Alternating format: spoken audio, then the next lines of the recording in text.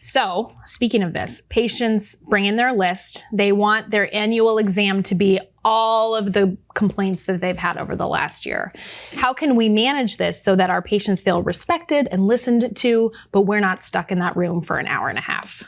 I think you're lucky if it's just 1 year, right? Sometimes it's years worth of stuff. That's true. All right. So my big thing is you have to set expectations for the visit. Disappointment is unmet expectations. So if your patient is on the same page with you about what's going to happen today, I think that makes it easier for everyone involved.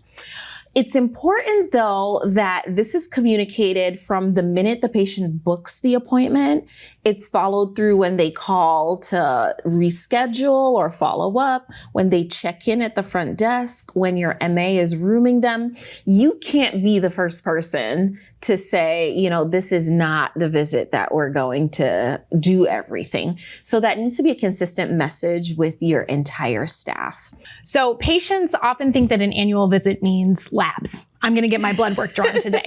But many insurance companies don't cover it under preventive care, or they'll only cover a lipid panel, fasting glucose. How do you approach this with patients? So I explain to patients, we check labs when there is a reason to check those labs.